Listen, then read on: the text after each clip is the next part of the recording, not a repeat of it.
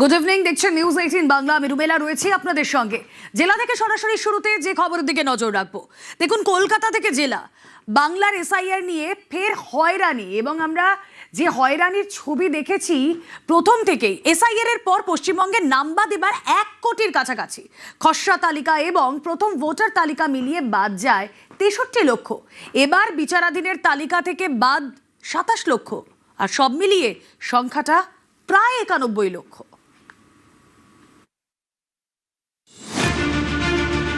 পশ্চিমবঙ্গে বিচারাধীনদের বিচার করেছেন বিচারকরা। 60,06,675 বিচারাধীনের মধ্যে বৈধ ভোটার 32,68,119, নামবাদ 27,16,393, অর্থাৎ প্রায় 45.22% নামবাদ। খসড়া তালিকা, প্রথম ভোটার তালিকা এবং বিচারাধীনদের নিষ্পত্তির পরে সব মিলিয়ে বাদ গেল 90,83,345, অর্থাৎ প্রায় 91 লক্ষ নামবাদ। গত 16 ডিসেম্বর খসড়া তালিকা প্রকাশ করে নির্বাচন কমিশন। খসড়া তালিকায় বাদ পড়ে 58,20,899। এসআইআর এর পরে 28 ফেব্রুয়ারি প্রকাশ করা হয় প্রথম ভোটার তালিকা, তাতে বাদ পড়ে 5,46,053। বিচারাধীন তালিকা থেকে বাদ গেল 27,16,393। সব মিলিয়ে বাদ গেল প্রায় 91 লক্ষের নাম। পশ্চিমবঙ্গে ভোটার সংখ্যা দাঁড়ালো 6,77,42,891। নিউজ 18 বাংলা।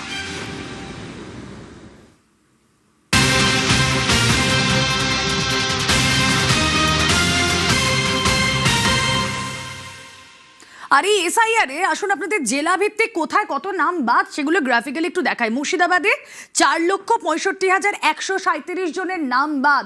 মুর্শিদাবাদেই সবচেয়ে বেশি বিচারাধীন ছিল, আর সেই বিচারে সবচেয়ে বেশি নাম বাদ মুর্শিদাবাদে। এবং তারপরে মুর্শিদাবাদে এই সংখ্যাটা 4,65,137 জনের নাম বাদ। এদের কি ভবিষ্যৎ? আমরা যদি মালদার দিকে নজর রাখি, সেই মালদায় নাম বাদ 2,39,375 জনের। পার্সেন্টেজের হিসেবে যদি আমরা দেখি, তাহলে নদিয়ায় সর্বাধিক অবৈধ ভোটার। ভোট যেখানে, নির্বাচন যেখানে 2024-এর দরজায় করা নাড়ছে, সেখানে এত নাম বাদ। এদের ভবিষ্যৎ কি জানবো। প্রতিনিধি সোমরাজ বন্দ্যোপাধ্যায় রয়েছেন সঙ্গে। সোমরাজ,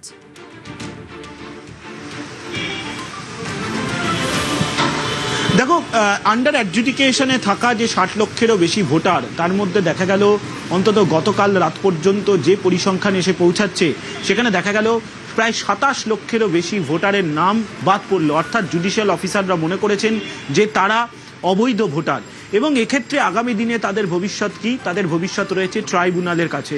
যদিও এই ট্রাইব্যুনালের কাজ এখনো পর্যন্ত শুরু হয়নি, কবে শুরু হবে তা এখনো পর্যন্ত স্পষ্ট নয়। এই যে 27 লক্ষেরও বেশি ভোটার যারা বাদ পড়লেন এই আন্ডার অ্যাডজুডিকেশনে থাকার পরেও, ইতিমধ্যেই সেই আবেদন প্রক্রিয়া শুরু হয়েছে অনলাইন এবং অফলাইনে। অনলাইনে আবেদন প্রক্রিয়া বেশ কিছুদিন আগেই শুরু করে দেওয়া হয়েছিল নির্বাচন কমিশনের তরফে, কিন্তু আবেদন জমা পড়লেও প্রাক্তন বিচারপতিদের মাথায় রেখে যে ট্রাইব্যুনাল গঠন করা হয়েছে, তার কাজ কবে থেকে শুরু হবে তা এখনো পর্যন্ত স্পষ্ট নয়। যদিও নির্বাচন কমিশন জানাচ্ছে যে ইতিমধ্যেই শ্যামাপ্রসাদ মুখার্জি ইনস্টিটিউট, অর্থাৎ যেখানে এই ট্রাইব্যুনাল করা হয়েছে, সেখানে ঘর প্রস্তুত করে নেওয়া হয়েছে, পরিকাঠামো প্রায় শেষের দিকে রয়েছে। ফলত যে কোনো সময় শুরু করা যেতে পারে। অবশ্যই তার আগে একটি এসওপি তৈরি করা হবে, যে এসওপি তৈরি করবেন হাইকোর্টের প্রাক্তন বিচারপতিরাই, যারা মূলত এই কমিটিতে রয়েছেন, তারাই এই এসওপি তৈরি করবেন। সেই এসওপি তৈরি করার কাজ শেষ হয়ে গেলেই শুরু হয়ে যাবে ট্রাইব্যুনালের কাজ। কিন্তু আগামী 13 তারিখের আগে কতটা ট্রাইব্যুনালের কাজ শুরু করা যাবে তা নিয়ে অবশ্য সংশয় রয়েছে। ফলত যারা বাদ পড়লেন তারা আদেও ভোট দিতে পারবেন নাকি, অবশ্যই সেটা নির্ভর করবে সুপ্রিম কোর্টের ওপর। ওকে,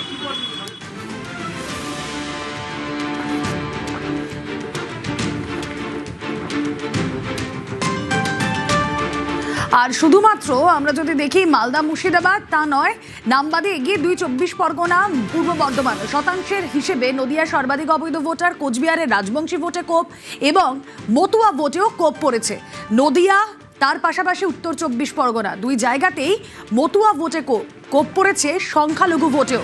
কথা বলবো, সোমরাজ বন্দ্যোপাধ্যায় রয়েছেন সঙ্গে। সোমরাজ,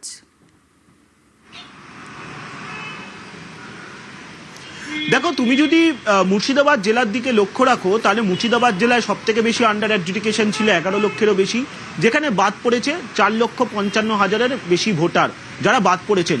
এবং যেটা সূত্র মারফত জানা যাচ্ছে বেশিরভাগটাই সংখ্যালঘু ভোটার। উদাহরণস্বরূপ মুর্শিদাবাদ জেলায় এমন একটি বা দুটি বিধানসভা রয়েছে যেখানে লক্ষাধিকের কাছাকাছি বাদ পড়েছে বলে কমিশন সূত্রে জানা যাচ্ছে। অর্থাৎ মুর্শিদাবাদ জেলা, মালদা জেলা, উত্তর দিনাজপুর জেলা, এই 3 জেলায় মূলত সংখ্যালঘু অধ্যুষিত জেলা হিসেবেই পরিচিত। এবং দেখা যাচ্ছে এই 3 সংখ্যালঘু অধ্যুষিত জেলার বেশিরভাগ বিধানসভাতেই সংখ্যালঘুদের নাম বাদ পড়েছে, তেমনটাই কমিশন সূত্রে জানা যাচ্ছে। অন্যদিকে তুমি যদি নদিয়া জেলা বা উত্তর 24 পরগনা জেলার দিকে নজর রাখো, তাহলে 2 জেলা মিলিয়ে 6 লক্ষেরও বেশি ভোটারের নাম বাদ পড়েছে এই আন্ডার অ্যাডজুডিকেশন প্রক্রিয়ায়। তার আগে তুমি দেখেছো খসড়া তালিকার পর যখন এসআইআর এর ফাইনাল রোল পাবলিকেশন হয় 28 ফেব্রুয়ারি, সেই সময়ও দেখা গেছিল নদিয়া জেলায় উল্লেখযোগ্যভাবে নাম বাদ পড়েছিল, বিশেষ করে কল্যাণী বিধানসভা, রানাঘাট উত্তর পূর্ব, বাগদা, বনগার মতো মতুয়া অধ্যুষিত বিধানসভাগুলিতে উল্লেখযোগ্যভাবে নাম বাদ পড়েছিল। এবারেও দেখা গেল ঠিক একই রকম ভাবেই এই মতুয়া অধ্যুষিত বিধানসভাগুলি থেকে একাধিক নাম বাদ পড়েছে। আর তৃতীয়ত কোচবিহারে যদি তুমি দেখো, নজর রাখো, তাহলে কোচবিহারে যে আন্ডার অ্যাডজুডিকেশনের সংখ্যা, তার থেকে 50%-এরও বেশি নাম অবৈধ ভোটার হিসেবে চিহ্নিত হলো। এই যে 50%-এরও বেশি অবৈধ ভোটার হিসেবে চিহ্নিত হলো, এদের মধ্যে দেখা যাচ্ছে বেশিরভাগই রাজবংশী অধ্যুষিত বিধানসভা এলাকা। ফলত সংখ্যালঘু অধ্যুষিত, মতুয়া অধ্যুষিত, রাজবংশী অধ্যুষিত একাধিক বিধানসভা থেকে একাধিক নাম বাদ পড়েছে। এবং যেটা তোমাকে বলছিলাম যে মুর্শিদাবাদ জেলার এরকম একটি বা দুটি বিধানসভা রয়েছে যেখানে লক্ষাধিকের কাছাকাছি নাম বাদ পড়েছে এই আন্ডার অ্যাডজুডিকেশন প্রক্রিয়া বলেই কমিশন সূত্রে জানা যাচ্ছে। বেশ।